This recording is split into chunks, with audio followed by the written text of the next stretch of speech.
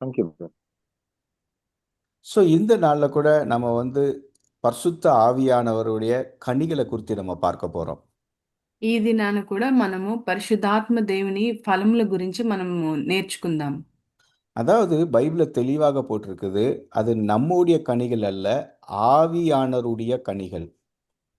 బైబిల్లో తేటగా రాయబడి ఉన్నది, అది మన ఫలములు కాదు, అది పరిశుద్ధాత్మ దేవుని ఫలములు. அதாவது எல்லா டைமும் கிறிஸ்தவர்கள் நீங்கள் கனி கொடுக்கணும், நீங்கள் கிறிஸ்தவர்கள் கனி கொடுக்கணும். நான் சொல்கிறேன், ஆவியானவர் இல்லாதபடி எந்த கிறிஸ்தவர்களும் கனி கொடுக்க முடியாது. చాలా మంది అంటుంటారు కదా, క్రైస్తవులు ఫలములు ఇవ్వాలి, క్రైస్తవులకి ఫలభరితంగా ఉండాలి. ఏ మనుషుడు అది ఫలభరితంగా చేయలేరు కానీ పరిశుద్ధాత్మ దేవుని వలననే జరుగుతుంది. அதனால தான் வசனம் என்ன சொல்றதுன்னா, ஆவியின் கனியோ தான் சொல்லுது.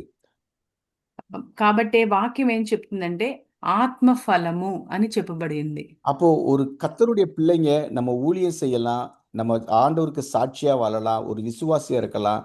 நம்முடைய வாழ்க்கையில இந்த கனிகள் கட்டாயம் இருக்க வேண்டும். మనము దేవుని బిడ్డలుగా సేవ చేయొచ్చు, దేవుని కొరకు జీవించొచ్చు, దేవునికి పరిచర్యలో ఉండొచ్చు, కానీ ఫలములు కలిగి ఉండాలి.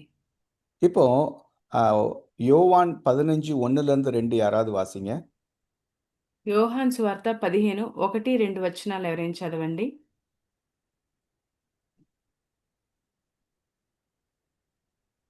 யோவான் 15:1-2. నేను నిజమైన நான் மெய்யான ద్రాక్షవల్లిని. திராட்சை செடி పడింగక్క. நான் மெய்யான திராட்சை செடி, என் பிதா திராட்சை தோட்டக்காரர். என்னில் கனி கொடாதிருக்கிற கொடி எதுவோ அதை அவர் அறுத்து போடுகிறார். கனி கொடுக்கிற கொடி எதுவோ அது அதிக கனிகளை கொடுக்கும்படி அதை சுத்தம் பண்ணுகிறார். ஆமென். నేను నిజమైన ద్రాక్షావల్లిని, నా తండ్రి వ్యవసాయకుడు. నాలో ఫలింపని ప్రతి తీగను ఆయన తీసి పారవేయును. ఫలించు ప్రతి తీగ మరి ఎక్కువగా ఫలింపవల్లని దానిలోని పనికిరాని తీగలను తీసివేయును. ఆమేన్. பாருங்க, இயேசு இங்க சொல்றாரு, நான் கனி. ஓகேயா? ఇక్కడ యేసుక్రీస్తు చెప్తున్నారు, నేను திராட்சை ఫలము, கொடி, திராட்சை கொடி. నేను ద్రాక్షావల్లిని అని చెప్తున్నారు. ஸோ அதை அந்த திராட்சை செடியை பராமரிக்கிறவர் உருவாக்குறது யாருன்னா பிதா அப்படின்னு சொல்றாரு. ఈ ద్రాక్ష చెట్టుని ఆయన పరామర్శించే వాళ్ళు, చూసే వాళ్ళు ఎవరంటే తండ్రి అని చెప్తున్నారు. இப்போ நம்மெல்லாம் எங்க இருக்கிறோம்னா, நம்மெல்லாம் பிரான்ச்சஸ். మనమందరం ఎక్కడున్నామంటే இருக்கிறோம். మనమందరం ఎక్కడున్నామంటే ప్రతి ఒక్క తీగగా ఉన్నాం. ప్రతి ఒక్క తీగగా మనము అక్కడ ఉన్నాం అన్నమాట. இப்போ அந்த சைடில் இருக்க பிக்சரை நீங்கள் பார்த்தீங்கன்னா, ஒரு திராட்சை கொடி, அதில் திராட்சை ஃப்ரூட்ஸ் இருக்குது, அதில் நிறைய பிரான்ச்சஸ் இருக்கிறத நீங்கள் பார்க்கலாம். మీరు ఆ సైడ్లో ఉండే ఆ పిక్చర్ చూసారంటే మీరు అక్కడ ద్రాక్ష చెట్టు చూడొచ్చు, ఫలము చూడొచ్చు, తీగలు చూడొచ్చు.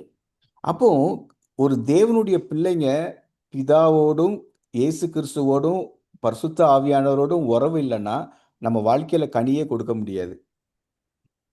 ఒక దేవుని బిడ్డ తండ్రితోనూ యేసుక్రీస్తుతోనూ పరిశుద్ధాత్మ దేవునితోనూ ఒక మంచి బాంధవ్యం కలిగి లేకపోతే అది కలిగి ఉండాలి. మనమందరము దేవునితో కలిసి ఉండాలి. நம்மளுடைய சுய முயற்சினால நம்ம வாழ்க்கையில கனி வரவே வராது. మన సొంత ప్రయత్నంతో మనలో ఫలము రాదు. ஏன்னா பரிசுத்த ஆவியானவர் நமக்குள்ள இயேசுவோடு நம்ம கனெக்ட் செய்ய இருக்கும்போது தான் அந்த ஆவிகள் நம்ம வாழ்க்கையில காணப்படும். పరిశుద్ధాత్మ దేవుడు మనతో కనెక్ట్ చేయబడి ఉంటేనే ఆ ఆత్మకూరియ ఫలములు మనం ఫలించగలం. அப்போ பாருங்க, நம்ம மிரர்ல நம்ம பார்க்கும்போது நம்மளை பார்க்கக்கூடாது, கிறிஸ்துவை நம்ம காண வேண்டும். చూడండి, అద్దంలో మనల్ని మనం చూసుకున్నప్పుడు మనల్ని మనం చూసుకోకూడదు, మనలో యేసుక్రీస్తుని చూడాలి. நம்முடைய கேரக்டர், நம்முடைய பிஹேவியர், நம்முடைய ஆட்டிடியூட் எல்லாம் இயேசு கிறிஸ்துவை பிரதிபலிக்கதாக இருக்க வேண்டும். మన యొక్క క్యారెక్టర్, మన యొక్క స్వభావము, మన యొక్క ప్రతిదీ యేసుక్రీస్తుని ప్రతిబింబించేదిగా ఉండాలి. இப்போ நிறைய பேர் மூலிகை ஞானஸ்தானம் எடுத்து பரிசுத்த ஆவியானவரே பெறலன்னு வச்சிடுங்களேன். చాలా మంది ముంచట బాప్తీసం తీసుకొని పరిశుద్ధాత్మని పొందలేదనుకోండి, அப்போ அவங்க வந்து உங்க சுய முயற்சினால தான் லைஃப்ல கனி கொடுக்க ஆரம்பிப்பாங்க. அது ரொம்ப கஷ்டம். వాళ్ళు తమ సొంత ప్రయత్నముల ద్వారానే ఫలించడానికి ప్రయత్నిస్తారనమాట. అది చాలా కష్టమైన విషయం. அப்போ அதனால தான் பரிசுத்த ஆவியானவர் வரும்போது, அப்போஸ்தலர் 1:8 சொல்லும்போது, பரிசுத்த ஆவியானவர் வரும்போது தான் நீங்க பலனடைந்து எனக்கு சாட்சியாக உலகெங்கும் இருக்க முடியும்னு சொல்றாரு. మీరు అపోస్తల కార్యములు 1:8లో చూసినట్లయితే, పరిశుద్ధాత్మ దేవుడు మీ మీదకి దిగి వచ్చినప్పుడే మీరు గొప్ప కార్యములు చేయగలరు అని చెప్పి ఉంది. பரிசுத்த ஆவியானவர் பெறுவது மாத்திரமல்ல, அவர் நம்ம வாழ்க்கைய அவர் நடத்தும்போது தான், அவர் லீட் பண்ணும்போது தான் தேவனுடைய சாயலாக, தேவனுடைய ரூபமாக நம்ம மாறுவோம். మనము పరిశుద్ధాత్మని కలిగి ఉండడం, పొంది ఉండడమే కాదు, మనము అప్పుడే మన పరిశుద్ధాత్మ కలిగి ఉంటేనే మనం ఆ శక్తి పొందుతాము. ఆయన వలె, ఆయన రూపంలోకి మనం మారుతాము. 1 కొరింథీయర్ 13:13 ஒருத்தங்க வாசிங்க. 1 కొరింథీ 13:13 ఎవరైనా చదవండి.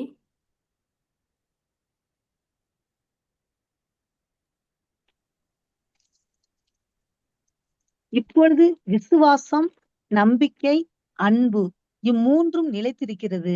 இவைகளில் அன்பே பெரியது. ஆமென். కాగా కాగా విశ్వాసము విశ్వాసము చదవండి. విశ్వాసము నిరీక్షణ ప్రేమ ఈ మూడును నిలుచును వీటిలో శ్రేష్టమైనది ప్రేమ. பாருங்க, விசுவாசம், நம்பிக்கை, அன்புல அன்பு தான் பெரியது அப்படின்னு சொல்லி அந்த வசனம் சொல்வதை நம்ம பார்க்கிறோம். ఇక్కడ వాక్యంలో చూసినట్లయితే విశ్వాసము, నిరీక్షణ, ప్రేమ, దీంట్లో ప్రేమే గొప్పది అని రాయబడి ఉంది. ஏன்னா ஒரு கர்த்தருடைய பிள்ளைங்க நம்ம வந்து பார்த்தீங்களா, நம்ம அன்பு வெளிக்காட்டும் போது தான் நம்ம கிறிஸ்துவவே நம்ம வெளிக்காட்ட முடியும்.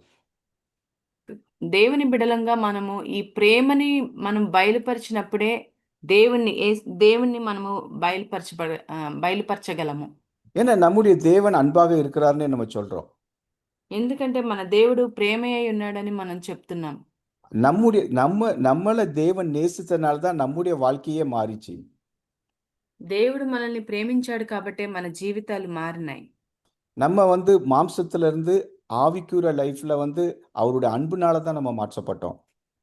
మనము శారీరక స్థితి నుంచి ఆత్మీయ స్థితిలోనికి ఆయన ప్రేమ వల్లనే మనము మార్పు చెందాము. எப்பவும் தேவனுடைய அன்பை நம்ம ரிசீவ் பண்றோமோ அப்போதான் அந்த அன்பை மற்றவர்கள் மேல நம்ம காட்ட முடியும். ఎప్పుడు మనం దేవుని ప్రేమని మనము రుచి చూచి అది పొందుకున్నామో, మనము అప్పుడే ఇంకొకరికి మనము దేవుని ప్రేమని చూపించగలము. ஆண்டவர் சொன்னார், உங்களை சபிக்கிறவர்களை ஆசீர்வதிங்க, உங்களை நிந்திக்கிறவர்களுக்காக ஜெபிங்க அப்படின்னு சொல்றாரு.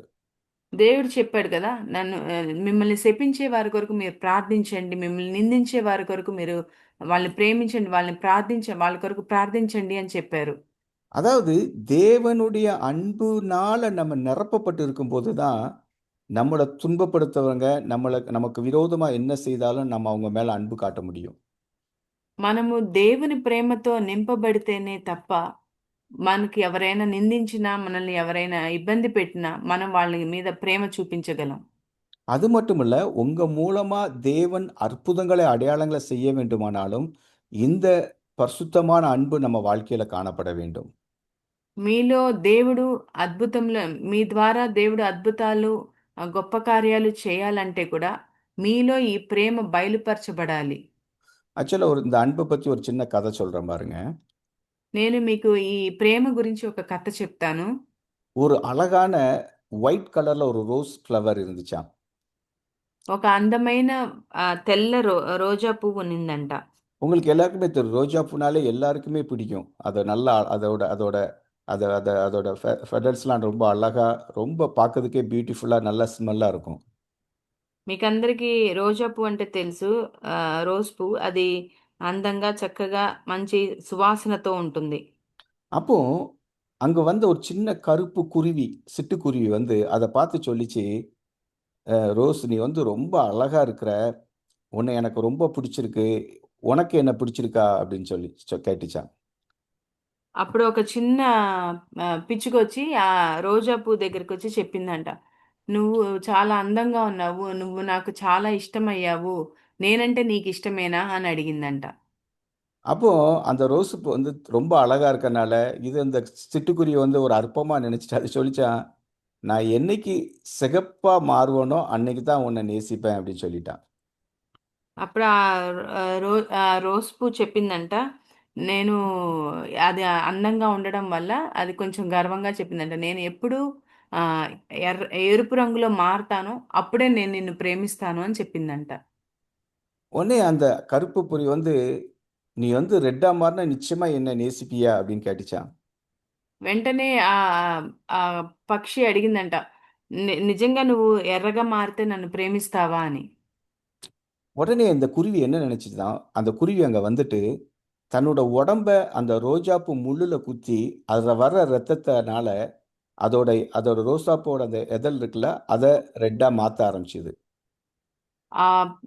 పిచ్చుక ఏం చేసిందంటే, తను ఆ పువ్వుని ఎరుపు రంగులో తీసుకురావాలని చెప్పేసి, తను ఆ ముళ్ళ దగ్గరికెళ్ళి, ఆ రోజా పువ్వుకున్న ముళ్ళ దగ్గరికెళ్ళి తనను తాను గుచ్చుకొని, ఆ రక్తాన్ని తీసుకెళ్ళి దాని మీద పొయ్యటం ప్రారంభించిందంట. இப்போ பாருங்க, இது ஒவ்வொரு நாள் வந்து தன்னுடைய உடம்ப குத்தி, அதுல இருக்க ரத்தத்தினால, அந்த ரோஜாப்பூவோட எதழ அப்படியே சிகப்பா மாத்த ஆரம்பிச்சுது.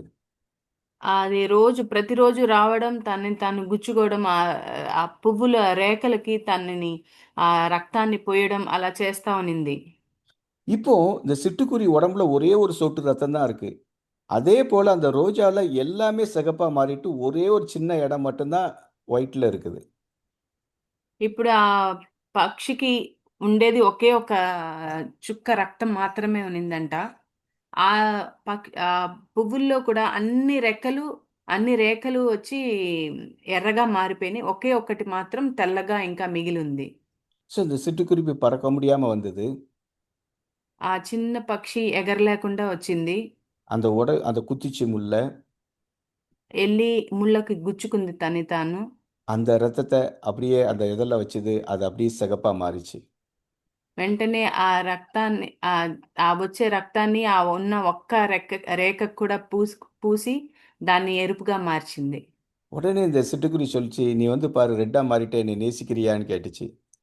వెంటనే ఆ చిన్న పక్షి చెప్పిందంట, ఇప్పుడు నువ్వు ఎర్రగా మారిపోయావు కదా! ఇప్పుడు నన్ను ప్రేమిస్తున్నావా? అని అడిగిందంట ఆ రోజా పువ్వుని. இந்த ரோசாப்பூ வந்து, "நான் உன்னை நேசிக்கிறேன். ஐயோ! எனக்காக உன் உயிரையே குடுத்த உன்னை நேசிக்கிறேன்னு" சொல்றதுக்குள்ள அந்த சிட்டுக்குருவி செத்து போச்சு. వెంటనే వెంటనే ఆ రోజ్ పువ్వు చెప్పిందంట, అయ్యో! నువ్వు నా కొరకు నీ ప్రాణాన్నే ఇచ్చావు. నేను నిన్ను ప్రేమిస్తున్నానని చెప్పే లోపలికే ఆ పక్షి చనిపోయింది. அதே போல தான் பிதாவாகிய தேவன் உங்களை என்னை நேசித்தனால, இயேசு அந்த உலகத்துக்கு அவர் அனுப்பிச்சு, நம்முடைய அக்கிரமங்களுக்காக, பாவங்களுக்காக, நோய்களுக்காக, பிணிகளுக்காக, அவர் தன்னுடைய இரத்தத்தினால மீட்டெடுத்து உங்களையும் என்னையும் அவர் பிதாவின் அன்புக்குள்ள கொண்டு வந்திருக்கிறார். కాబట్టి తండ్రి అయిన దేవుడు కూడా మనల్ని ప్రేమించాడు కాబట్టే, మన కొరకు తన కుమారుణ్ణి ఈ లోకానికి పంపించి, మన అక్రమముల నిమిత్తము, రోగముల నిమిత్తము, శాపముల నిమిత్తము ఆయన కుమారుణ్ణే బలిగా ఇచ్చి ఆయన ప్రేమను కనపరుచుకున్నారు. பாருங்க, அதுதான் உண்மையான அன்பு. எப்படின்னா, சில டயத்துல நம்ம வந்து நம்முடைய கௌரவத்தினால, இல்ல நம்முடைய என்ன சொல்ல பிரைட் அது இருக்கிறனால தான் மத்தவங்க நம்ம மேல ஏதாவது சொல்லிட்டாங்கன்னா, நம்மளால தாங்க முடியாது. உடனே கோபம், எரிச்சல் அது வந்துரும். మనకి ఆ నిజమైన ప్రేమ అనేది కనపరచకుండా ఉన్నాం. ఎందుకంటే మనలో ఉండే ఆ గర్వము అది మనల్ని ఆ నిజమైన ప్రేమని చూపించలేకుండా ఉంది. ஆனா, தேவன் அப்படி இல்ல. அவர் வந்து பாருங்க, நம்ம அவர தேடலனாலும், அவர் இன்னைக்கு அவருடைய அன்ப காட்டும்படி, அவர் நம்மளோடு கூட வாழும்படி, நம்ம மூலமா அவருடைய அன்ப மற்றவர்களுக்கு காட்டும்படி, நம்மள தேடி வந்து கொண்டே இருக்கிறார். కానీ దేవుడు అలా కాదు. మనం ఆయన్ని వెదకకపోయినప్పటికిని ఆయన మనల్ని వెదకి వచ్చి మన ద్వారా ఆయన ప్రేమను ఇతరులకు కనపరచాలని ఆయన ఆశిస్తున్నాడు. அதாவது நம்முடைய ஒவ்வொரு ஆக்டிவிட்டீஸும், ஓகே, நம்முடைய கேரக்டர், நம்முடைய பிஹேவியர் இது தேவனுடைய அன்பை வெளிக்காட்ட ஆரம்பிச்சுச்சுன்னா, நீங்க மத்தவங்களுக்கு இயேசு பத்தி சொல்லவே வேண்டாம். அவங்களே இயேசுகிட்ட வந்துருவாங்க. మీ యొక్క ప్రతి ఒక్క పని, ప్రతి ఒక్క యాక్షన్ మీరు చేసే ప్రతీదీ దేవుని ప్రేమను గనక కనుపరిస్తే మీరు ఏమి చెప్పక్కర్లేదు. వాళ్ళే దేవుని ప్రేమను కనుగొని వాళ్ళు దేవునిలోకొస్తారు. ஸோ கொஞ்சம் நம்ம ஆராய்ந்து பார்ப்போம். நம்ம வாழ்க்கையில இந்த அன்பு இருக்கிறதா? ఒక్కసారి మనల్ని మనం పరీక్షించుకుందాం. మనలో ఈ ప్రేమ ఉన్నదా? ரெண்டாவது அந்த ஜாய். రెండవది చూస్తే సంతోషము. ரோமர் 14:17 வாசிங்க. రోమా 14:17 చదవండి.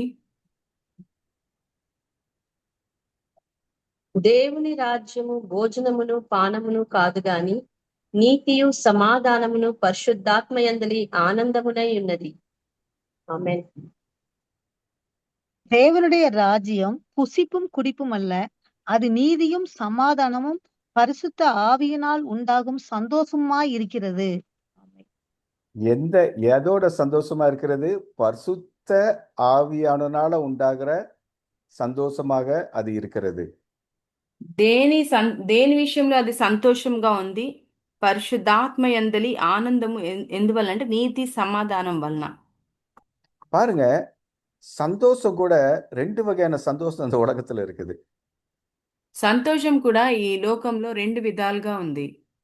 அதாவது பாருங்களேன், நம்ம உலகத்துல நீங்க டிவில ஏதோ ஒரு மூவியை பார்த்துட்டு இல்ல சீரியலை பார்த்து சந்தோஷமா இருக்கலாம். మీరు టీవీలో ఏదైనా మూవీ కానీ సీరియల్ కానీ చూసి సంతోషంగా ఉండొచ్చు.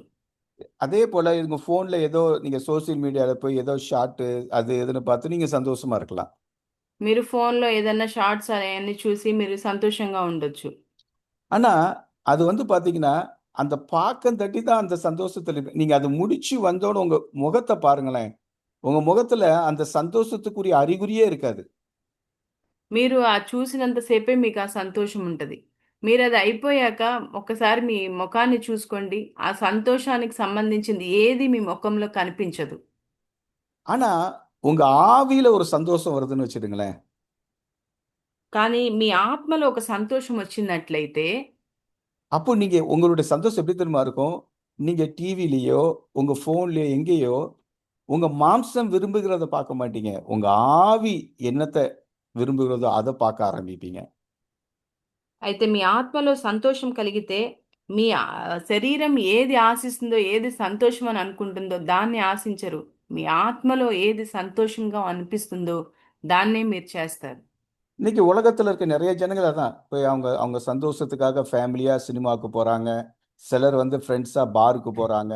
சிலர் அப்படிதான் என்டர்டெயின் பண்ணதுக்கு எத்தனையோ இடங்களை தேடி இன்னைக்கு போறாங்க.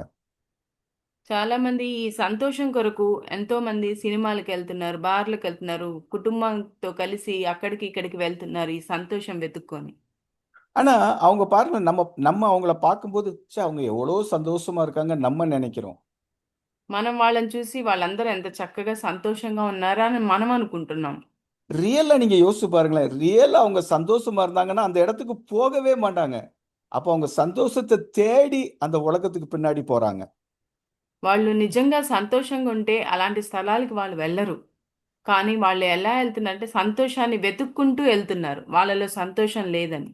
ஆனா நம்முடைய சந்தோஷம் கிறிஸ்துவுக்குள்ள இருக்கும்போது அவர் நமக்காக செஞ்ச காரியத்தை நினைச்சு, எனக்காக எவ்வளவு அன்பா நீங்க உங்க உயிரை கொடுத்தீங்களே, உங்க ரத்தத்தை கொடுத்தீங்களே, என் மேல இரக்கம் வச்சீங்களே, என் மேல இரக்கம் காட்டுறதுக்கு நான் தகுதி இல்லைன்னு எனக்கே தெரியும். அப்படி நினைச்சு நம்ம சந்தோஷப்படும் போது దేవునుடைய సంతోషం உங்களுக்கு உங்க ముఖத்துல அது வெளியே கொண்டு வரும். మనమైతే ఈ క్రీస్తులో గనక మనం సంతోషంగా ఉంటే దేవుడు మన కొరకు ఆయన ప్రాణాన్ని ఇచ్చింది, ప్రతిదీ ఆయన చేసిన ప్రతి ఒక్క ఆ ప్రేమను తలుచుకుంటూ మనము అలా ఉన్నట్లయితే మనలో ఆ సంతోషం మన ముఖంలో కనిపిస్తుంది, మన జీవితంలో కనిపిస్తుంది. பாருங்க, அந்த ஜாய் நீங்க பரிசுத்த ஆவியானவருக்குள்ள ஜாய என்ஜாய் பண்ண ஆரம்பிச்சிட்டீங்கன்னா, మీరు ఆ సంతోషాన్ని పరిశుద్ధాత్మలో ఆ సంతోషాన్ని మీరు అనుభవించినట్లయితే பாருங்களேன், பரிசுத்த ஆவியாருக்குள்ள அந்த ஸ்பிரிட் ஆஃப் லாஃபிங், அதாவது லாஃப்டர்னு சொல்லுவோம்ல, அதாவது சிரிக்கிறது, நம்மளை அறியாதபடி ஆனந்த தைலம், அது எபிரியர் 1வது அதிகாரத்துல இருக்கு, சங்கீதத்துல இருக்கு. ஆனந்த தைலம் அப்படின்னு ஒரு அபிஷேகம் இருக்குது. మీరు ఈ సంతోషం, ఈ స్పిరిట్ ఆఫ్ లాఫ్టర్ అనేది మనం చూసినట్లయితే హెబ్రీలో అయితే ఆనంద తైలము అని ఉంది. இப்போ நீங்க பரிசுத்த ஆவியானவருக்குள்ள நிரம்பி அந்த ஆனந்த தைலத்தை நீங்க பெற்றுக்கொள்ளும் போது அந்த அந்த மகிழ்ச்சிக்கு எதுவுமே இந்த உலகத்துல இருக்க எந்த சந்தோஷமும் அதனால கொடுக்க முடியாது. మీరు గనుక పరిశుద్ధాత్మలో నింపబడి ఈ సంతోషము, ఈ స్పిరిట్ ఆఫ్ లాఫ్టర్ అనేది మీరు పొందుకున్నట్లయితే ఈ లోకంలో ఏ సంతోషము దానికి సమానంగా లేదు. అంత సంతోషం మనకి దేవునిలో కలుగుతుంది. அடுத்தால சமாதானம். తర్వాతది చూస్తే సమాధానము. ரோமர் 5:1 வாசிங்க. రోమా 5:1 చదవండి. இவ்விதமாக நாம் விசுவாசத்தினாலே நீதிமான்களாக்கப்பட்டிருக்கிறபடியால் நம்முடைய கர்த்தராகிய இயேசு கிறிஸ்து மூலமாய் தேவனிடத்தில் சமாதானம் பெற்றிருக்கிறோம்.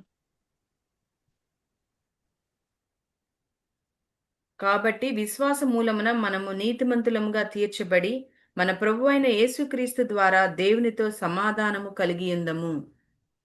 இப்போ பாருங்களேன், எப்படி இந்த சமாதானம் பரிசுத்த ஆவியானவர் மூலமா நமக்குள்ள வருகிறது. చూడండి, మనకి ఈ సమాధానము ఎట్లాగా పరిశుద్ధాత్మ దేవుని ద్వారా కలుగుతుంది. அதாவது பைபிள்ல தெளிவா ஃபர்ஸ்ட் என்ன சொல்லுன்னா, ஒரு மனுஷன் பாவத்திலிருந்து விடுதலை ஆகும்போது, அவனுடைய விசுவாசத்தினால விடுதலை ஆகும்போது, தேவனோடு ஒரு சமாதானம் அவனுக்கு முதல்ல கிடைக்குதாம். మనం చూసినట్లయితే ఒక మనిషి పాపంలో నుంచి విడుదల పొందినప్పుడు, విశ్వాసంలో విడుదల పొందినప్పుడు ఈ సమాధానం అనేది అతనికి కలుగుతుంది. அதாவது இந்த உலகத்தை படைத்த தேவனோடு ஒரு சமாதானம். ఈ లోకాన్ని సృష్టించిన దేవునితో ఒక సమాధానము. அதாவது அந்த சமாதானம் அவரோடு சமாதானமா இருக்கும்போது, நம்ம என்ன பண்ணுவோம்னா எல்லாரோடையும் சமாதானம் செய்ய ஆரம்பிச்சிருவோம். మనము ఆయనతో సమాధానం కలిగి ఉన్నప్పుడు మనం అందరితోనూ సమాధానంగానే ఉంటాము. இப்போ ஆண்டவர் வந்து சொல்றாரு பாருங்களேன், சமாதானம் செய்கிறவர்கள் பாக்கியவான்கள், மத்தேயு 5ல அவர்கள் தேவனுடைய புத்திரர் எனப்படுவார்கள். మీరు మత్తయి 5వ అధ్యాయంలో చూసినట్లయితే సమాధానం చేయువారు ధన్యులు, వాళ్ళు దేవుని కుమారులు అనబడుదురు. பாருங்க, அதே போல ரோமர் 12:18 ஒருத்தங்க வாசிங்க. రోమా 12:18 ఎవరైనా చదవండి. கூடுமானால் உங்களால் ஆன மட்டும் எல்லா மனுஷரோடும் சமாதானமாயிருங்கள். సఖ్యమైతే మీ చేతనైనంత మట్టుకు సమస్త మనుషులతో సమాధానముగా ఉండుడి. பாருங்களேன், ஆண்டவர் சொல்றாரு கூடுமானால். நம்ம இந்த దేవుడే உலகத்துல చెప్తున్నాడు. இந்த உலகத்துல நம்ம இருக்க மட்டும் எல்லாரும் கூட சமாதானமா இருக்கணுமா. మనం ఈ లోకంలో ఉన్నంత మట్టుకు మనం అందరితో సమాధానంగా ఉండాలంట. நீங்க இத பிராக்டிக்கலா நம்ம திங்க் பண்ணோம்னா எல்லாருக்குமே கஷ்டம், இன்க்ளூடிங் மீ. சில டயத்துல நம்ம வேலை செய்த இடத்துலயே யாரோ நம்ம செய்யாத தப்ப செய்யும்போது நமக்குள்ள அப்படி ஒரு கோபம், ஒரு எரிச்சல், ஒரு எல்லாத்துக்குமே வரும். మనం ఇలా ఉండడం అనేది కొంచెం కష్టమే. నాకు కూడా ఇది కష్టమే. మనం పనిచేసే స్థలంలో ఎవరైనా మనం చేయంది వాళ్ళు చేసి మనల్ని ఇబ్బంది పెట్టినప్పుడు మనకి అలా ఉండడం కష్టమే. ஏன்னா நம்ம மாம்சத்திலே தான் நிறைய டயத்துல இருக்கிறோம். ఎందుకంటే మనం మాంసరీతిగానే అంటే శారీరకంగానే మనం కొన్ని విషయాలు కొన్నిసార్లు ఉంటున్నాం. ஆனா நம்மளை நடத்துகிறது தேவன். அதாவது அந்த போட்டை தேவன் ஓட்டுற மாதிரி அவர் இருக்க சொல்ல, எத்தனை பிரச்சனை வந்தாலும், எத்தனை போராட்டம் வந்தாலும், யார் என்ன சொன்னாலும் நம்ம சமாதானமா இருப்போம். కానీ మీరు ఆ పిక్చర్ని చూసినట్లయితే తెలిసింది, మనల్ని నడిపించేదే ఆ దేవాది దేవుడే. ఆయన మనతో ఉన్నప్పుడు ఎన్ని సమస్యలు వచ్చినా, ఎన్ని ఇబ్బందులు వచ్చినా, ఎన్ని కష్టాలు వచ్చినా ఆయన మనల్ని నడిపిస్తున్నాడు గనుక మనం సమాధానంగానే ఉంటాం. அதாவது சமாதானம் வந்து எப்படி தெரியுமா, நமக்குள்ள உங்களுக்குள்ள அது இருக்க வேண்டும். ఆ సమాధానం అనేది అది మీలో ఉండాలి. அதாவது உங்களுக்குள்ள நீங்க சமாதானமா இருக்க சொல்ல, உங்களுடைய உங்களுடைய உங்களோட முகம், உங்களுடைய பேசுறது, நீங்க இதெல்லாம் பாத்தீங்கன்னா அதுல ஒரு மகிழ்ச்சியை பார்க்க முடியும். మీలో గనుక సమాధానం ఉన్నట్లయితే మీరు మాట్లాడే విధానంలో, మీరు చూసే విధానంలో ప్రతి దాంట్లో ఆ మార్పు కనిపిస్తుంది. அடுத்தால நீடிய பொறுமை, பேஷண்ட். ఆ తర్వాత చూసినట్లయితే దీర్ఘశాంతము. வெளிப்படுத்தல் சுவிசேஷம் 14:12 ஒருத்தங்க வாசிங்க. ప్రకటన 14:12 ఎవరైనా చదవండి.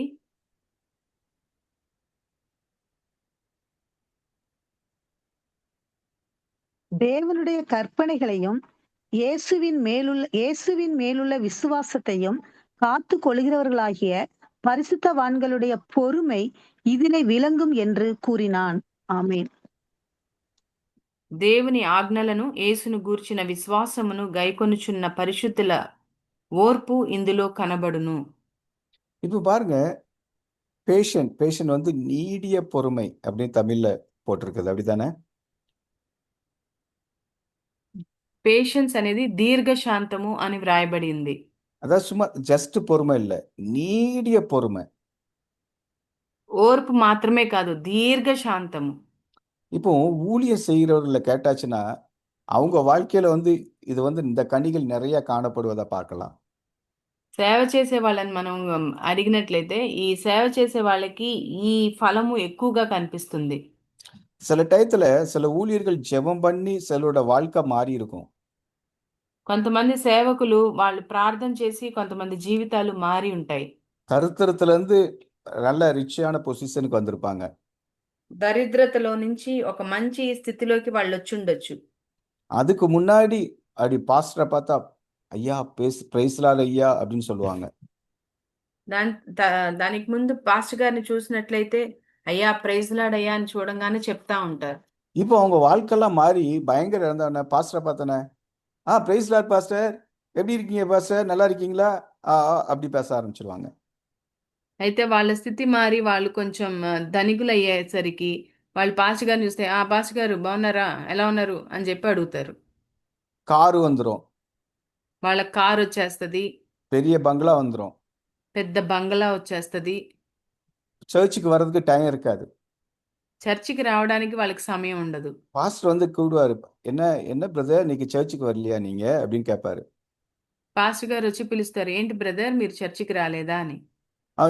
பாஸ்டர் எனக்கு வந்து இப்போ அந்த பிசினஸ் இது ஸ்டார்ட் பண்ணேன்னா அந்த பிசினஸா, இப்போ இந்த கார்ல அங்க போனேன்னா அந்த கார்ல இங்க வந்தேன்னா, ஸோ ஒரே பிஸி பாஸ்டர். వెంటనే పాస్టర్ గారి దగ్గర చెప్తారు, పాస్టర్ నాకు చాలా బిజీ పాస్టర్, నేను ఈ కార్లో అటు వెళ్ళానా, అక్కడి నుంచి ఇటు వచ్చానా, ఇక్కడి నుంచి అటు వెళ్ళానా అని చెప్పేసి ఆ పాస్టర్ గారికి చెప్తా ఉంటారు. பாஸ்டர் கொஞ்சம் அவங்களுக்கு வந்து இதெல்லாம் தப்பு பாஸ்டர் பிரதர், நீங்க சர்ச்சுக்கு வாங்கன்னு சொன்னா போதும். వెంటనే పాస్టర్ గారు ఆ సమయంలో గనక బ్రదర్ ఇదంతా తప్పు, మీరు చర్చికి రావాలి అని చెప్పినట్లయితే சிலர் வந்து ஆட்டிடியூட் எப்படி தெரியுமா இருக்கும், நான் தான் உனக்கு காசு கொடுக்குறேன், தசம பாகம் தரேன், இது தரேன், இது தரேன், பின்ன ஏன் என்னை போது நொயங்க, உனக்கு வர வேண்டியது தான் வருது, என்னமோ இவங்க கொடுத்து தான் பாஸ்டரை வளர்க்குற மாதிரி பேசுவாங்க. కొంతమంది యాటిట్యూడ్ ఎలా ఉంటుందంటే, నేను నా పని చేసుకుంటున్నాను కదా, ఈయన ఊరికే రమ్మని ఎందుకు పిలుస్తూ ఉంటారు, నేను ఆయనకి ఇవ్వాల్సిన డబ్బులు అవన్నీ ఇస్తున్నాను కదా అని చెప్పి ఏంటో ఈయన వల్లే ఆ పాస్టర్ గారు ఉన్నట్టు వాళ్ళు మాట్లాడుతూ ఉంటారు. ஆனா அந்த டயத்துல பொறுமையா காட்டுறாங்க பாத்தீங்களா, அமைதியா இருந்து அவங்க என்ன சொன்னாலும் பரவாயில்ல, என்ன பேசினாலும் பரவாயில்ல, அந்த ஆத்துமா எப்படியாவது பரலோகம் வரணும், அதுதான் நீடிய பொறுமை. అలాంటి సమయాల్లో కూడా దీర్ఘశాంతంతో ఉండి ఆ ఆత్మ దేవుని సన్నిధికి రావాలి, నరకానికి వెళ్ళకూడదని ఆలోచిస్తారు చూసారా, అదే దీర్ఘశాంతం. ஹஸ்பண்ட் ஒய்ஃபுக்குள்ள கூட இதை வச்சு நம்ம பேசலாம். ఇది మనము భార్యాభర్తల మధ్య కూడా ఈ విషయాన్ని మనం మాట్లాడొచ్చు. அதாவது பாத்தீங்கன்னா அதுக்கு முன்னாடி கல்யாணம் ஆன டயத்துல பயங்கரமா ஒருத்தருக்கு ஒருத்தர் பொறுமையா இருப்பாங்க, ஒருத்தருக்கு ஒருத்தர் காத்து இருப்பாங்க, ஒருத்தருக்கு ஒருத்தர் தப்பு செஞ்சாலும் பரவாயில்ல அப்படின்னு சொல்லுவாங்க. పెళ్లి అయిన కొత్తలో వాళ్ళు ఎలా ఉంటారంటే ఒకరికొకరు వేచి ఉంటారు, కనిపెట్టుకొని ఉంటారు. ఒకరు ఏదన్నా అన్నా సరే వాళ్ళు దీర్ఘశాంతంతో దాన్ని ఓర్పుగా కలిగి ఉంటారు. ஆனா அது கொஞ்சம் நாளாக இந்த நீடிய பொறுமை வந்து நீடிய வேற மாதிரி மாறிடும். ఇంకా రోజులు గడిచే కొద్దీ ఈ దీర్ఘశాంతం అనేది వాళ్ళకి వేరే విధంగా మారిపోతుంది. ஏன்னா எப்படின்னா பொறுமையா காத்திருக்க முடியாது, ஏதாவது சொன்னா செய்ய கொஞ்சம் லேட் ஆச்சுன்னா உடனே கோபம், அப்புறம் இன்லாஸ் ஃபர்ஸ்ட் வந்த உடனே பயங்கர கவனிப்பாங்க, அதுக்கப்புறம் ஏதாவது சொல்லிட்டா போதும் அதை மன்னிக்கவே முடியாது, அதை மறக்கவே முடியாது. ఇంకా ప్రారంభంలో ఉన్నట్టుగా వాళ్ళు ఉండరు. ఇంకా ఏదన్నా అన్నా సరే మళ్ళీ తిరిగి మాట్లాడడం, ఇంకా వాళ్ళతో పాటు ఉన్న ఇన్లాస్ వాళ్ళతో కూడా వాళ్ళు ముందున్నట్టుగా ఉండకపోవడం అలా చేస్తూ ఉంటారు. ஸோ இது பாருங்களேன், நம்ம கர்த்தருடைய பிள்ளைங்க ஆவியில நீங்க நல்லா இருக்கும்போது, ஆவியில நிறைந்து இருக்கும்போது இந்த நீடிய பொறுமை நமக்குள்ள காணப்படுவதை பார்க்கலாம். మనము దేవుని బిడ్డలంగా మనము ఆత్మలో గనక నింపబడి ఉంటే ఈ దీర్ఘశాంతము మనలో పనిచేయటం మనం చూస్తాం. உங்க வீட்டில் வயசானவங்க வந்து இருந்தாங்கன்னா அவங்களுக்கு பொறுமையே இருக்காது. நான் சொல்றேன், வயசாக வயசாக பொறுமையே இருக்காது. మీ ఇంట్లో ఎవరైనా వృద్ధులు ఉన్నారంటే మీరు వాళ్ళని గమనించినట్లయితే వయసు అయ్యే కొద్దీ వాళ్ళకి ఆ దీర్ఘశాంతము తగ్గిపోతుంది. நீங்க அடுப்புல சாதம் வைக்க சொல்லி எனக்கு பசி ஆயிட்டுன்னு உங்களை வந்து தொந்தரவு பண்ணுவாங்க. మీరు పొయ్యి మీద అన్నం పెట్టంగానే నాకు ఆకలేస్తుందని మిమ్మల్ని గొడవ చేస్తా ఉంటారు వాళ్ళు. நீங்க அப்பதான் நான் வச்சிருக்கேன் வரிய ரெடி ஆகட்டும் தாரங்கிறது அவங்களால இருக்க முடியாது. ఇప్పుడే పెట్టాను అది రెడీగానే ఇస్తాను అని చెప్పినా సరే వాళ్ళ వల్ల అంతసేపు వేచి ఉండలేరు. உடனே வந்து உங்க அவங்க உங்க ஹஸ்பண்ட் வந்தோடனே பாரு எனக்கு சாப்பாடு கொடுக்கல அது கொடுக்கல நான் பசியில கிடந்தேன் அப்படி கிடந்தேன் இல்லாத பொல்லாத சொல்லுவாங்க. వెంటనే మీ హస్బెండ్ రాగానే నేను ఆకలితో ఉన్నాను, నాకు అన్నం పెట్టలేదు, నాకు ఇట్లా చేశారు అట్లా చేశారని మీ మీద చెప్తా ఉంటారు. அந்த டயத்துல நம்ம பொறுமையா இருக்க வேண்டும். అలాంటి సమయాల్లో మనము దీర్ఘశాంతం కలిగి ఉండాలి. ஏன் அவங்க பொறுமையா இருக்கக்கூடாதா? ఏం వాళ్ళు ఓర్పుగా ఉండొచ్చు కదా అని అనొచ్చు. ஏன்னா அவங்க மாம்சத்தின் பிள்ளைகளா இருக்காங்க, நீங்க ஆவியின் பிள்ளைகளா இருக்கீங்க, நீங்க தான் பொறுமையா காட்ட முடியும். వాళ్ళు శారీరకంగా ఉన్నారు, మీరు ఆత్మ ఆత్మఫలం కలిగి ఉన్నారు కాబట్టి మీలో అది కనిపించాలి. ஏன்னா உங்களுக்குள்ள தேவனுடைய அன்பு சமாதான சந்தோஷம் இருந்துச்சுன்னா இந்த இந்த நீடிய பொறுமை ஆட்டோமேட்டிக்கா நம்ம மற்றவர்கள் மேல காட்ட ஆரம்பிச்சிருவோம். మీలో పరిశుద్ధాత్మ దేవుడు కలిగి ఉండి మీలో ఆ ప్రేమ సంతోష సమాధానాలు మీలో ఉంటే ఆటోమేటిక్గా ఈ దీర్ఘశాంతం కూడా మీరు కలిగి ఉంటారు. ஏன்னா நமக்குள்ள தேவனுடைய அன்பு, தேவனுடைய சமாதானம், தேவனுடைய சந்தோஷம் இருக்கும்போது நம்முடைய வாழ்க்கையில அந்த நீடிய சாந்தம் அது ஆட்டோமேட்டிக்கா நமக்குள்ள வர ஆரம்பிச்சு விடும். మనలో దేవుని ప్రేమ సంతోషము ఈ సమాధానం ఇవన్నీ మనలో ఉంటే ఆటోమేటిక్గా ఆ దీర్ఘశాంతం కూడా దేవుడు మనకు అనుగ్రహిస్తాడు. அடுத்த ஆள தயவு, கைண்ட்னஸ். ఆ తర్వాత దయాళుత్వము. 1 పీటర్ 2:3 వాసిங்க. 1 పేతురు 1:3 చదవండి, 2:3 చదవండి.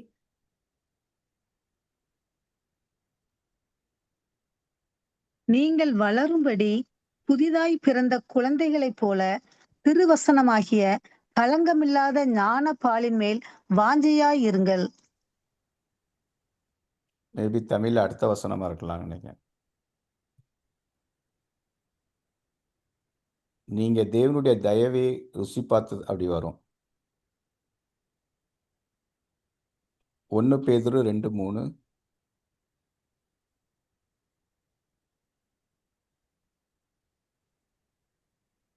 இருக்குது. இப்படி இருக்க கர்த்தர் தயையுள்ளவர் என்பதை நீங்கள் ருசித்து ஆ. பார்த்தது உண்டானால் அதேதான் சகல அவ்வளவுதான். இப்படி இருக்க கர்த்தர் தயை உள்ளவர் என்பதை நீங்கள் ருசித்து பார்த்ததுண்டானால் சகல துர்க்குணத்தையும் சகலவித கபடத்தையும் வஞ்சகங்களையும் பொறாமைகளையும் சகலவித புறங்கூறுதலையும் ஒழித்துவிட்டு நீங்கள் வளரும்படி புதிதாய் பிறந்த குழந்தைகளைப் போல திருவசனமாகிய களங்கமில்லாத ஞானப்பாலின் மேல் வாஞ்சையாய் இருங்கள். ஆமென்.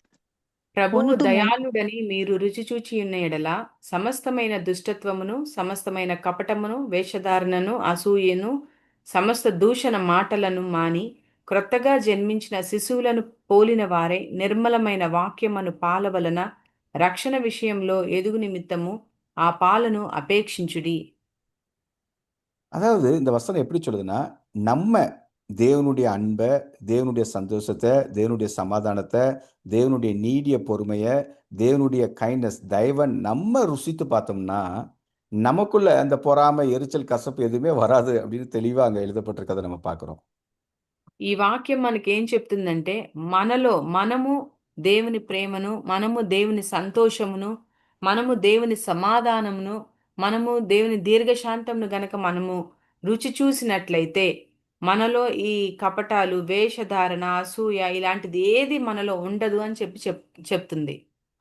ஸோ இது இப்போ பைபிள ரெஃபரன்ஸ் நீங்கள் பார்க்க சொல்ல 10 அது இங்கிலீஷில் இருக்குது, தமிழில் கூட இருக்கலாம். பழைய சில ஏற்பாட்டில் வந்து 10 டைம்ஸ் வந்து அந்த கைண்ட்னஸை பற்றி எழுதியிருக்கிறது. ஆனால் ஆவியில் வந்து 2 தடம் தான் ஆவியின் கனிகளை பற்றி, கனிகளில் தயவை பற்றி 2 இடத்துல எழுதப்பட்டிருக்கிறது. మనము గనుక బైబిల్లో చూసినట్లయితే 10 సార్లు బైబిల్లో పాత నిబంధనలో కానీ 10 సార్లు ఈ దయ గురించి రాయబడి ఉన్నది, దేవుని దయ గురించి వ్రాయబడి ఉన్నది. ఈ ఆత్మ ఫలములలో 2 సార్లు ఈ దయ గురించి చెప్పబడింది. இப்போ இந்த ஆவிக்குரிய கனி கைண்ட்னஸ் வந்து பார்த்தீங்கன்னா இத எப்படின்னா, நீங்க மற்றவங்களுக்கு வெளிப்படுத்தும் போது, எப்படி தேவன் உங்க வாழ்க்கையில அத காட்டினாரு. தேவன் உங்க வாழ்க்கையில நான் பாவியா இருக்கும்போது, நான் அவருக்கு துரோகம் செய்யும்போது, நான் அவர விட்டு விலகும்போது, அவர் என் மேல எப்படி கைண்ட்னஸா இருந்தாரு. அதே இத நான் மற்றவங்களுக்கு காட்டுறேன். That is the ministry.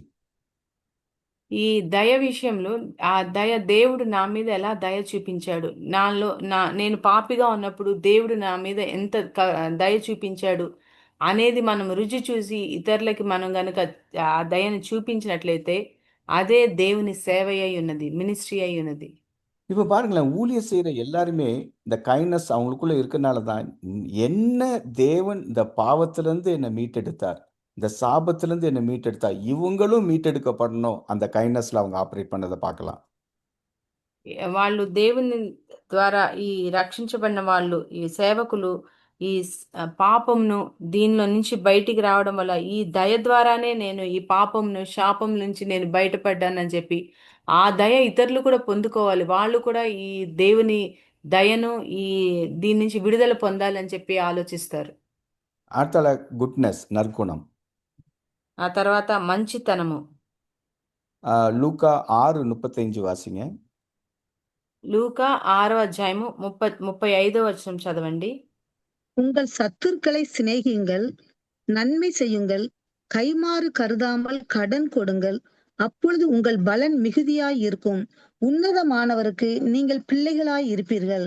அவர் நன்றி அறியாதவர்களுக்கும் துரோகிகளுக்கும் நன்மை செய்கிறாரே. ஆமென்.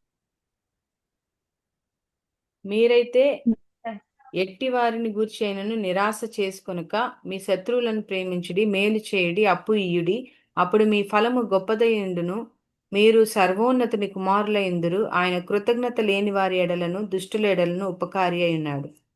அதாவது லவ் யுவர் எனிமினா, உங்களுக்கு தீமை செய்கிறவங்க, உங்களுக்கு விரோதமா செஞ்சவங்களுக்கு நம்ம வந்து நற்குணம் அவங்க மேல நற்குணத்தை அவங்க மேல காட்டச் சொல்லும்படி ஆண்டவர் சொல்றாரு. శత్రువులను ప్రేమించుడి అంటే మీకు మిమ్మల్ని బాధపరిచిన వాళ్ళకి, హాని కలుగజేసిన వారికి మీరు ప్రేమను చూపించాలి. అదే మంచితనము అని చెప్పి దేవుడు చెప్తున్నారు. அதாவது பாருங்க, இப்போ நீங்க யாருக்குனே உங்களுக்கு நன்மை செஞ்சவங்களுக்கு நீங்க திரும்ப நன்மை செஞ்சும்போது, அவங்க வந்து பாருங்களேன், ஒருத்தர் தேங்க் பண்ணிட்டு போயிருவோம். అదే మీరు గనుక మంచి చేసిన వారికి మీరు మళ్ళీ మంచి చేస్తే ఒకరికొకళ్ళు కృతజ్ఞత చెప్పుకొని వెళ్ళిపోతారు. அதே சமயத்துல நீங்க தீமை செய்கிறவங்களுக்கு நன்மை செய்யும்போது, அவங்களுக்கு ஆச்சரியமாவும் இருக்கும். திரும்ப நன்றியும் சொல்ல முடியாது. என்ன நான் இப்படி தீமை செஞ்சேன், இவன் எனக்கு நன்மை செய்றாங்க அப்படின்ட்டு. అదే గనక మీకు హాని చేసిన వాళ్ళకి మీరు మేలు చేస్తే మళ్ళీ వాళ్ళు కృతజ్ఞత చెప్పలేరు. వాళ్ళు ఏంటి నేను వీళ్ళకి హాని చేసినా వీళ్ళు నాకు మంచి చేస్తున్నారేంటి అని అనుకుంటారు. இப்போ ஃபார் எக்ஸாம்பிள், யாரால உங்களுக்கு திரும்ப நன்மை செய்ய முடியாதோ, அவங்களுக்கு நீங்க நன்மை செய்யும்போது, உங்களுடைய பலன் பரலோகத்துல மிகுதியா இருக்குமா? చూడండి, మీరు ఎవరికైతే వాళ్ళు మళ్ళీ మీకు తిరిగి ఆ మంచి చేయలేరో వాళ్ళకి మీరు గనక మేలు చేస్తే మీకు పరలోక రాజ్యంలో మీ ఫలము అధికమవుతుంది. அதாவது பாருங்க, இந்த நற்குணம் தான் என்ன ஆகும்னா, மத்தவங்களுக்கு வாழ்க்கையில ஹீலிங், சுகத்தை கொடுக்க முடியும், டெலிவரன்ஸை கொடுக்க முடியும், விடுதலை அவங்க வாழ்க்கையில கொடுக்க முடியும். ఈ మంచితనమే వాళ్ళ జీవితాల్లో ఏం కలుగజేస్తుందంటే ఒక హీలింగ్ కలుగజేస్తుంది, వాళ్ళు ఒక మంచితనాన్ని కలుగజేస్తుంది. அதோட முக்கியமான என்னதுன்னா, சிலரோட ஹார்ட்டை கூட நீங்க டச் பண்ண முடியும் இந்த நற்குணத்தினால. అంతేకాకుండా మీరు కొంతమంది హృదయాల్ని కూడా మీరు తాకవచ్చు. இவ்வளோ தீமை செஞ்சேன், எனக்கு இப்படி ஒரு நன்மை செஞ்சிட்டனால தான் நான் இன்னைக்கு உயிரோடு இருக்கேன் அப்படின்னு நினைச்சாங்கன்னு வச்சுடுங்களேன், அவங்க வாழ்க்கையில அதுக்கப்புறம் அவங்க உங்களுக்கு விரோதமா தீமையே செய்ய மாட்டாங்க. వాళ్ళు గనుక నేను ఇంత హాని చేశాను అయినా వాళ్ళు నాకు వాళ్ళు నాకు మంచిని చేశారు అని చెప్పి గనుక వాళ్ళు ఆలోచించారంటే ఇంకా వాళ్ళ జీవితంలో ఎన్నటికి హాని చేయరు. இது வந்து நம்ம வாழ்க்கையில நம்ம ஒவ்வொரு நாளும் அதை வந்து நம்ம செய்ய வேண்டும். ఇది మన జీవితాల్లో ప్రతిరోజు మనం ఈ విషయాన్ని చేయాలి. அப்புறம் விசுவாசம் அடுத்தால. ఆ తర్వాత చూస్తే విశ్వాసము. சங்கீதம் 37:3 வாசிங்க. కీర్తనలు 37:3 చదవండి.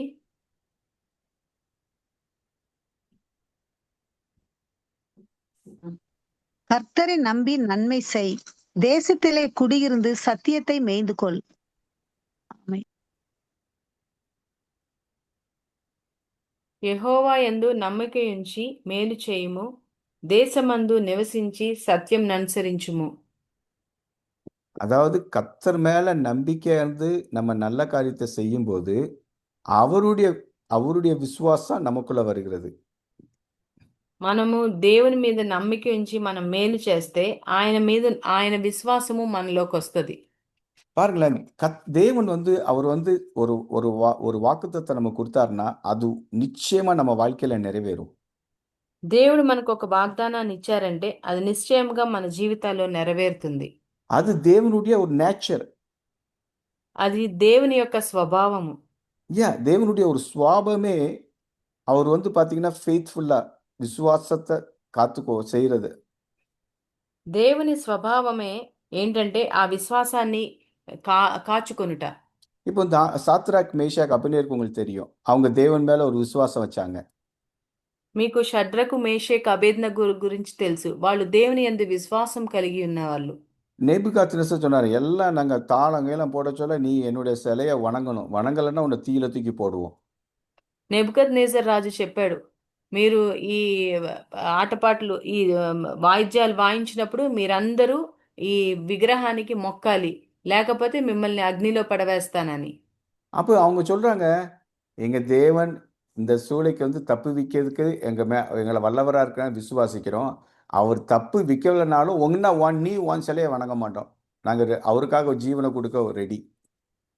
వాళ్ళు ఏం చెప్తున్నారు? మా దేవుడు ఈ అగ్నిగుండంలో నుంచి మమ్మల్ని తప్పించగలడు, ఒకవేళ తప్పించకపోయినా కూడా మేము ఈ విగ్రహాన్ని మొక్కము అని చెప్తున్నారు. அதுதான் விசுவாசம். అదే విశ్వాసం అంటే. அது பாருங்க, உங்க சூழ்நிலையை பார்க்காதபடி தேவனுடைய வார்த்தையை பார்த்து இந்த சூழ்நிலையை தேவன் மாற்ற வல்லவரா இருக்கிறார். అది ఆ విశ్వాసం ఎలా అంటే ఆ పరిస్థితిని మనకు చూపించకుండా దేవుని మాట పైన, దేవుని వాక్యం పైన విశ్వాసం ఉంచేటట్లు చేయటమే. தேவனால எல்லாத்தையும் மாற்றி அமைக்க முடியும்.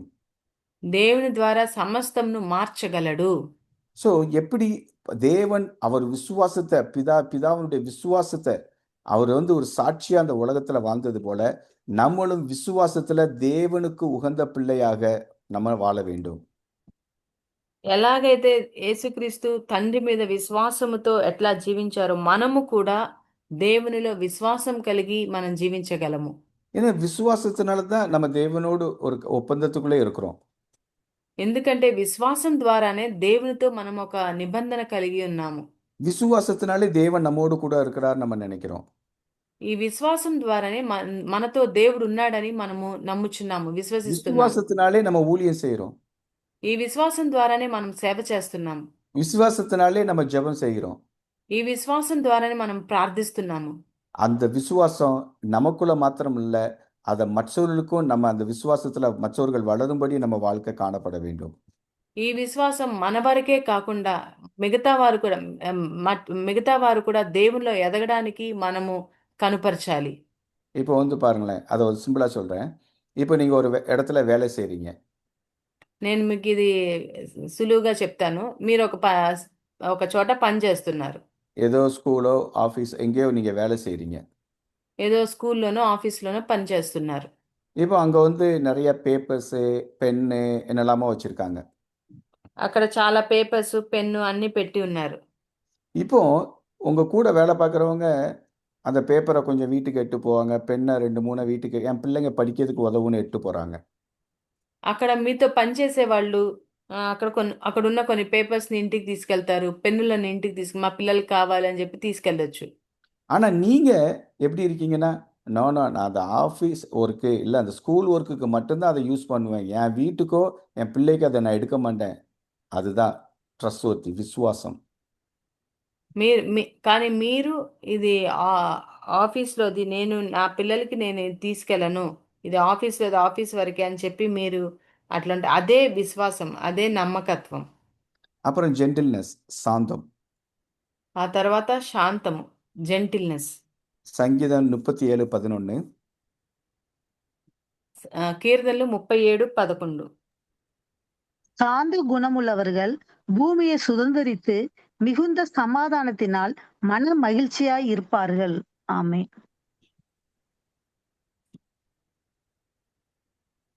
దీనులు భూమిని స్వతంత్రించుకొందురు, బహుక్షేమము కలిగి సుఖించెదరు. இந்த வசனத்தை பாருங்க, சாந்தமுள்ளவர்கள் தான் அந்த பூமியை சுதந்திரித்து கொள்ள முடியும்னு சொல்லி போட்டிருக்கு. ఇక్కడ చూసినట్లయితే శాంత గుణం కలిగిన వాళ్ళే ఈ భూమిని స్వతంత్రించుకుంటారు అని వ్రాయబడింది. இப்போ பூமியை சுதந்திரித்து கொள்வது எப்படின்னா, அந்த பூமியில இருக்க எல்லா ஆசீர்வாதத்தையும் யாரு சாந்தமா இருக்காங்களோ அவங்க தான் பெற்றுக்கொள்ள முடியும்னு அர்த்தம். ఈ భూమిలో ఉండే సమస్తమును ఎవరు ఈ సాత్వికము ఈ శాంత గుణము కలిగిన వాళ్ళు ఉంటారో వాళ్ళే స్వతంత్రించుకుంటారని వ్రాయబడింది. பாருங்க, சில டயத்துல சிலர் வந்து சாந்த குணம் மாதிரி தோன்றுவாங்க. కొన్నిసార్లు కొంతమందిని చూస్తే కొన్ని సమయాల్లో వాళ్ళు శాంత గుణం కలిగిన వాళ్ళుగా కనిపిస్తారు. ஆனா யாரோ ஏதோ ஒரு காரியம் செய்யும்போது அவங்கள ஏதாவது விதத்துல பாதிச்சா தான் அவங்களுக்குள்ள இருக்கிற அரோகண்ட், அவங்களுக்கு இருக்கிற தற்பெருமை எல்லாம் வெளியே வரதை பார்க்கலாம். కానీ వాళ్ళని ఎవరైనా ఇచ్చేస్తే వాళ్ళు వెంటనే వాళ్ళలో ఉండే ఆ గర్వాన్ని అది బయలుపరుస్తారు. அதாவது சபையில வந்து பார்த்தா அப்படி சாந்தமா தேவனை ஆராதிச்சு எல்லாரும் கூட praise Lord brother, praise Lord sister இருப்பாங்க. సంఘాల్లో చూసినట్లయితే కొంతమంది బాగా దేవుని ఆరాధిస్తూ praise Lord brother, praise Lord sister అని చెప్తా ఉంటారు. ஆனா வீட்டுல போயாச்சுன்னா அவங்க ஹஸ்பண்டோ இல்லை அவங்க ஒய்ஃபோ அவங்க பிள்ளைங்கிட்டே கேட்கும்போது அப்பதான் தெரியும் அந்த காரியம்.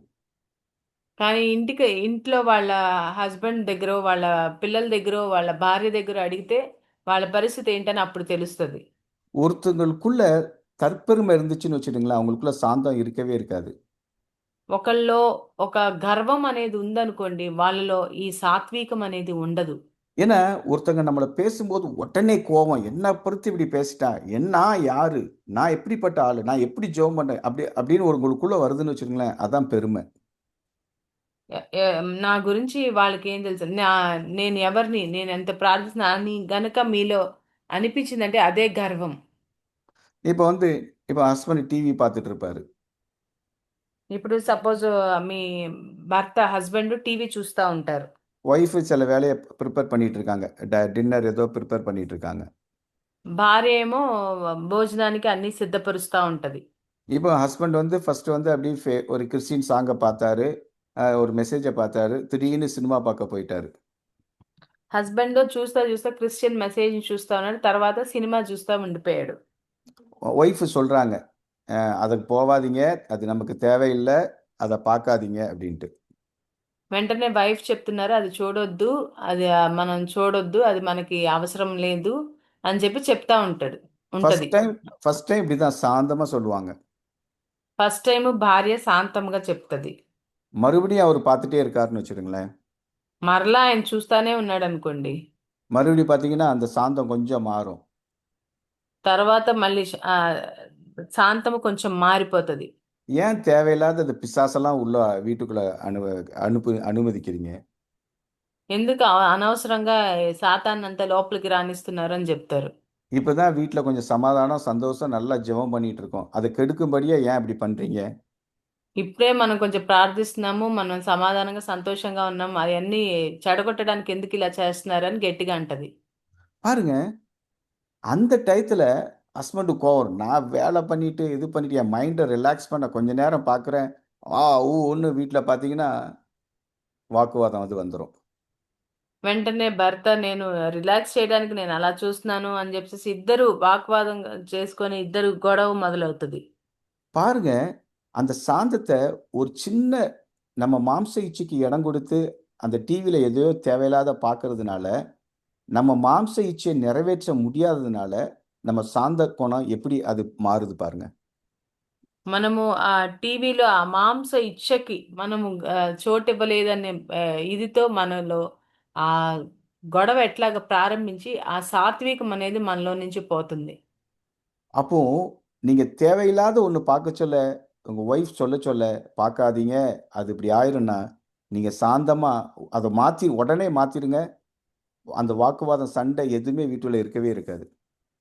మీరు ఆ సాత్వికం కలిగిన వారై ఒకవేళ అలాంటిది ఏదైనా చూస్తున్నప్పుడు మీ భార్య చెప్పినప్పుడు మీరు విని వెంటనే మార్చండి. ఏ గొడవలు ఏమీ రావు. ஏன்னா நீங்கள் தேவ பிரசனம் உங்கள் வீட்டுக்குள்ளே இருக்கணும்னு வச்சுருங்களேன். நீங்கள் என்ன வழியை உங்கள் வீட்டில் வச்சுருக்கீங்களோ அதன் வழியாக தான் தேவ பிரசனம் உங்கள் வீட்டுக்குள்ளே வர முடியும். మీరు ఏ పద్ధతిలో ఉంటున్నారో దాని ప్రకారంగానే దేవుని ప్రసన్నత మీ ఇంట్లోనికి వస్తది. நீங்கள் தேவையில்லாத சினிமாவையோ எதையோ நீங்கள் டிவியில் பார்த்துட்டு நீங்கள் ஜெபிக்க உட்காருங்க, 2 நிமிஷத்தில் உங்களுக்கு தூக்கம் வந்துடும். మీరు ఆ అనవసరమైనయన్ని సినిమాలు అవన్నీ పక్కన పెట్టేసి ప్రార్థించుకొని ఉండండి. మీరు చక్కగా మీకు వెంటనే నిద్రొస్తది. அடுத்தால செல்ஃப் கண்ட்ரோல் கடைசியாக. చివరిగా మన యొక్క సెల్ఫ్ కంట్రోల్. அதாவது தமிழில் வந்து இச்சை அடக்கம் அப்படின்னு சொல்லி போட்டிருக்கு. நீதிமொழிகள் 16:32 வாசிங்க. ప్రావర్బ్స్ సామెతలు 16:32లో మనం చూసినట్లయితే, பலவானை பார்க்கிலும் நீடிய சாந்தமுள்ளவன் உத்தமன், பட்டணத்தை பிடிக்கிறவனை பார்க்கிலும் தன் மனதை அடக்குகிறவன் உத்தமன்.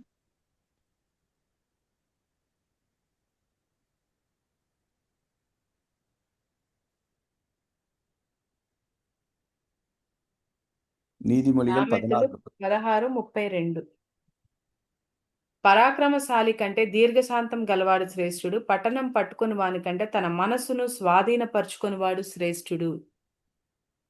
பாருங்க, ஒரு பட்டணத்தை பிடிக்கிறத காட்டிலும் ஒரு லூஸ் பண்ணதை காட்டிலும் சாந்தமா இருக்கவன் தான் பாக்கியவான் அப்படின்னு பைபிள் சொல்லுது. చూడండి, పట్టణము పట్టుకునే వాని కంటే తన మనస్సుని స్వాధీనపరుచుకునేవాడే శ్రేష్ఠుడు అని చెప్పి ఉంది. ஸோ கர்த்தருடைய பிள்ளைங்க எந்தெந்த இடத்துலலாம் அந்த இச்சை அடக்கம் இருக்க வேண்டும்? దేవుని బిడలంగా మనకి ఏ ఏ విషయాల్లో ఈ ఆశా నిగ్రహం ఉండాలి? இந்த இச்சை அடக்கம் மட்டும் நம்முடைய ஆவி, ஆத்மா, சரீரம் 3 இடத்துலையும் காணப்பட வேண்டும். ఈ ఆశా నిగ్రహం అనేది మన ప్రాణ, ఆత్మ, శరీరాల్లో మూడిట్లోనూ కనపరచబడాలి. ஏன்னா இந்த இச்சை அடக்கம் வந்து கர்த்தருடைய பிள்ளைகளுக்கு இன்னைக்கு வந்து பார்த்தீங்கன்னா தேவையில்லாத மற்றவர்கள்லாம் உங்க கிருபை இன்னைக்கு இருக்கு, ஒரு தடவை ஆண்டவர் மன்னிச்சிட்டாரு, அதனால எல்லாமே உங்களுக்கு மன்னிக்கப்பட்டுச்சு. మీరు అనుకోవచ్చు, దేవుడు నన్ను ఒకసారి క్షమించాడు కాబట్టి అన్నిట్లో నాకు అన్ని క్షమించబడ్డాయి అని అనుకోవచ్చు. ஸோ இது மாதிரி தவறான உபதேசத்தை தவறாக புரிந்து கொண்டு இன்னும் நிறைய பேர் பாவத்தில் இருந்து கொண்டே ஊழியம் செய்யறாங்க. ఇలాగా కొంతమంది ఈ తప్పుగా అనుకొని ఇంకా పాపంలో ఉంటూనే సేవ చేస్తున్నారు. ஸோ முன்னாடி பிரசங்கத்துக்கு முன்னாடி வந்து பரிசுத்தத்தை குறித்து பரிசுத்தமா வாழ்ந்தாதான் நீங்க பரலோகம் போக முடியும் அப்படி இப்படின்னு பேசிட்டு அவங்க விசுவாசிகளோடு தவறான உறவுகள். వాళ్ళు పరిశుద్ధాత్మ గురించి, పరిశుద్ధత గురించి వాక్యానికి ముందు వాళ్ళు చెప్పి, కానీ వాళ్ళు ఆ పరిశుద్ధత లేని వారుగా ఆ విశ్వాసులతోనే చెడ్డగా ఉండేవాళ్ళు ఉన్నారు. சில விசுவாசிகள் மற்ற விசுவாசிகளுக்கு உதவி செய்யும் கூட இந்த இச்சையான எண்ணத்தோட உதவி செய்வது. కొంతమంది విశ్వాసులు ఇంకొక విశ్వాసికి వాళ్ళకి సహాయం చేసేటప్పుడు కూడా ఇలాంటి ఆశలతో, ఇలాంటి చెడ్డ ఆశలతో వాళ్ళకు సహాయం చేస్తూ ఉంటారు. ஒரு இள வயது விதவை இருக்காங்கன்னா அவங்களுக்கு ஹெல்ப் பண்ணும்போது ஒரு இச்சையான எண்ணத்தோட அவங்களுக்கு ஹெல்ப் பண்றது. ఒక యవన వయసులో ఉండే విధవరాలు ఉందంటే ఆమెకి సహాయం చేసేటప్పుడు ఈ ఈ ఆశతోనే వాళ్ళకి సహాయం చేయటం. சில ஊழியக்காரோட மகன்கள் வாலிபங்க அங்க ஒர்ஷிப்ல பயங்கரமா ஒர்ஷிப் பண்ற மாதிரி பண்றது. కొంతమంది సేవకుల బిడ్డలు కొంతమంది అక్కడ బాగా వర్షిప్ చేస్తున్నట్టు చూపించుకోవడం. ஆனா சபையில் இருக்க வாலிப பிள்ளைங்களுக்கு தேவையில்லாத டெக்ஸ்ட் மெசேஜ், தேவையில்லாத போட்டோவெல்லாம் அனுப்புறது. కానీ ఆ సంఘంలో ఉండే యవన బిడ్డలకు, యవన స్త్రీలకు అనవసరమైన టెక్స్ట్లు పంపించటం, అలాంటి పిక్చర్స్ పంపించడం చేస్తూ ఉంటారు. ஏன்னா அந்த கடைசி நாட்கள் அந்த இச்சையை வந்து பாத்தீங்கன்னா பிசாசு வந்து பயங்கரமா ஸ்ப்ரெட் பண்ணிட்டு இருக்கிறான். ఎందుకంటే ఈ చివరి దినాల్లో ఈ ఇచ్చ అనేది ఈ సాతానుడు అనేక మంది, అందరికి చాలా మందికి ఇది స్ప్రెడ్ చేస్తున్నాడు. ஒரு 15 வயசுக்கு மேல ஒரு பையனோ பொண்ணோ என்ன தெரிந்து கொள்ள வேண்டுமோ இன்னைக்கு 2 வயசு 3 வயசு பிள்ளைங்களுக்கே தெரியுது.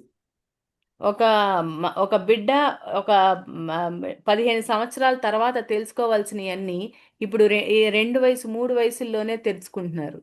ஏன்னா நான் வந்து சொல்றேன், உங்க பிள்ளைங்க, வாலிப பிள்ளைங்க, வாலிப பொண்ணுங்கெல்லாம் உங்களுக்கு இருந்துச்சுன்னா அவங்களுக்காக ஜெபம் பண்ணது மாத்திரமல்ல, அவங்க இதே மாதிரி காரியத்துல விழுந்து விழாதபடி நீங்க ஜெபம் பண்ணுங்க. మీరు మీ మీ గనక యవన బిడ్డలు ఉన్నట్లయితే మీ ఇళ్ళల్లో మీరు వాళ్ళ కొరకు ప్రార్థించడమే కాదు, వాళ్ళు వీటిలో పడిపోకూడదని చెప్పి మీరు వాళ్ళ కొరకు బాగా ప్రార్థించాలి. உங்க வயதுக்கு வந்த பிள்ளை, நீங்க பொண்ணு பிள்ளை இருந்துச்சுன்னா யாரையும் நம்பாதீங்க இந்த நாட்கள்ல. వయసుకు వచ్చిన బిడ్డ మీకున్నట్లయితే ఎవరిని మీరు నమ్మొద్దు. ஏன்னா பிசாசு யாரையாவது எடுத்து அவங்கள டிசீவ் பண்ணதுக்கு பல வழிகள்ல அவன் இது பண்ணிட்டு இருக்கிறான். సాతాను ఎవరినైనా ఉపయోగించుకొని వాళ్ళని చెరుపుటకు చూస్తూ ఉంటది. உங்க வாலிப பையனை வாலிப பிள்ளைய உங்ககிட்ட பேசாம அமைதியா வீட்டுல இருக்காங்கன்னா விடாதீங்க. அவங்கள கூப்பிட்டு அன்பு காட்டி என்னாச்சு ஏதாச்சு எதுனாலும் சொல்லு, நான் கோவப்பட மாட்டேன், நம்ம ப்ரே பண்ணா நீங்க அதை ஓப்பன் பண்ணி அதை உடனே என்ன சொல்றாங்களோ உடனே சண்டை போடாதீங்க. ப்ரேயர் பண்ணி உங்க பிள்ளைய காப்பாத்த பாருங்க. మీ యవన బిడ్డలు ఏదన్నా మీ ఇళ్ళల్లో వాళ్ళు గనక కామ్గా ఒక పక్క నుండి వాళ్ళు కామ్గా ఉన్నట్లయితే వాళ్ళతో మీరు వెళ్ళి మాట్లాడండి, వాళ్ళని మీరు దర్శించండి, వాళ్ళతో మీరు మాట్లాడండి. ఏదైనా పర్వాలేదు, మనం ప్రార్థిద్దాము, ప్రార్థిస్తే సమస్తము ఇదవుతుంది అని చెప్పి మీరు వాళ్ళతో మాట్లాడండి. அதே போல ஊழியம் செய்யற நீங்க எல்லாம் வாலிப பொண்ணு வாலிப பிள்ளைங்க உங்க சபையில அவங்க கேரக்டரோ அவங்களோட பேச்சு கொஞ்சம் மாறும்போது உடனே நீங்க டைம் எடுத்து அவங்க அப்பா அம்மாவோடு கூப்பிட்டு அவங்களுக்காக ஜெபிச்சு அதுல இருந்து விடுதலை பெறதுக்கு நீங்க ஹெல்ப் பண்ணுங்க. మీరు గనక సేవ చేసిన వారై ఉంటే యవన స్త్రీలు యవన బిడ్డలు మాట్లాడుతున్నప్పుడు వాళ్ళలో మీకు తేడా కనిపిస్తే వాళ్ళ తల్లిదండ్రులకి చెప్పి మీరు వాళ్ళ కొరకు మీరు ప్రార్థించండి. நீங்க தேவ சமூகத்துல இருக்கும்போது நீங்க இப்படிப்பட்ட வஞ்சிக்கிற ஆவிகளை நீங்க ஈஸியா கண்டுபிடிச்சிடலாம். మీరు దేవుని సన్నిధిలో గనక ఉన్నట్లయితే, దేవుని ప్రెజెన్స్ లో గనక మీరు ఉన్నట్లయితే ఇలాంటి వంచే ఆత్మలను, డిసీవ్ చేసే ఆత్మల్ని మీరు కనిపెట్టొచ్చు. ஏன்னா இந்த நாட்கள்ல ஒரு வயதுக்கு வந்தவங்கள வயசுக்கு வந்த உங்க ஊழியம் செய்யறதுக்காக நான் மெயினா சொல்றேன். உங்களை ஹக் பண்ண வந்தாங்க, உங்களை தொட வந்தாங்கன்னா தயவு செய்து அனுமதிக்காதீர்கள். మీరు గనక మీరు సేవ చేసే వాళ్ళ కొరకు నేను చెప్తున్నాను. మీరు సేవ చేస్తున్నప్పుడు వయసుకు వచ్చిన బిడ్డలు ఏదన్నా మిమ్మల్ని వచ్చి పట్టుకున్నా గానీ, హగ్ చేసుకున్నా గానీ మీరు దానికి చోటివ్వద్దు. நீங்க ஒன்னும் இயேசு கிறிஸ்து கிடையாது. நீங்க இன்னும் மாம்சத்துல தான் இருக்கீங்க. உங்களை அழிக்கிறதுக்கு உங்க எமோஷனல தூண்டி விட்டு உங்களை அழிக்க பிசாசு பார்ப்பான். మీరేమి యేసుక్రీస్తు కాదండి. మీరు ఇంకా మాంసరీతిగానే ఉన్నారు. కాబట్టి మీ ఇమోషన్స్‌ని అది ఎక్కువ చేసి మిమ్మల్ని చెరపటానికనే సాతాను ఈ విధంగా పనిచేస్తుంటాడు.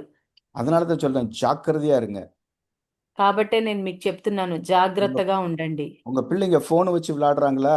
இல்ல உங்க ஃபோன்ல நிறைய நேரம் உங்க ஹஸ்பண்டோ உங்க ஒய்ஃபை டைம் ஸ்பெண்ட் பண்றாங்களா? ஜெபிக்க ஆரம்பிங்க. మీ బిడ్డలు ఫోన్‌లో ఎక్కువగా సమయాన్ని గడుపుతున్నారా? మీ భార్య గాని, మీ భర్త గాని ఎక్కువగా ఫోన్‌లో ఉంటున్నారా? మీరు వాళ్ళ కొరకు ప్రార్థించటం మొదలుపెట్టండి. ஏன்னா இந்த நாட்கள்ல கட்டாயம் இச்சை அடக்கம் நம்ம எல்லாருக்கும் தேவை. அது ஆவியானவர் தான் நமக்கு கொடுக்க முடியும். ఈ దినాల్లో మన అందరికీ కావాల్సినది ఏంటంటే మెయిన్‌గా ఆశా నిగ్రహం అనేది. அதனால కాబట్టి தான் ప్రతి ఒక్కరికి ఉండాలి. 2 கொரிந்தியர் 5:17 பார்க்கும்போது நாம் கிறிஸ்துவுக்குள்ள புதிய சிருஷ்டியாக இருக்கிறோம். புதிய சிருஷ்டி, பழசு எல்லாம் போச்சு. ஏன்னா இப்போ ஒருவேளை கிறிஸ்துவ அறியாததுக்கு முன்னாடி நம்ம நிறைய பாவம் பண்ணியிருப்போம்.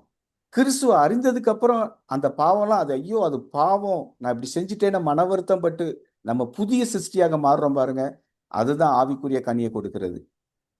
2 కొరింథీ 5:19లో చూసినట్లయితే మీ పాతవి గతించెను, ఇది సమస్తం మీరు నూతన సృష్టిగా మార్చబడ్డారు అని వ్రాయబడింది. కాబట్టి ஏன்னா పాతయన్నీ దేవునిలో మనకి అవన్నీ పోయి మనం నూతన సృష్టిగా మారాలి. உன்னதத்திலிருந்து தேவ ஆவியானவர் நம்ம கொடுக்கிற பலன் தான் நம்முடைய இருதயத்தை, நம்முடைய மைண்டை, நம்முடைய சோலை தேவனுடைய அன்புனால நிரப்புறதா மாற்றும். ఆ పరలోకం నుంచి మనకు వచ్చే మన ఆ యొక్క ఆశీర్వాదమే మన హృదయంలోను, మన ఆత్మలోను, మన ఆలోచనలలోను అది నూతనత్వమును మరలా నూతనంగా మనల్ని మార్చగలదు.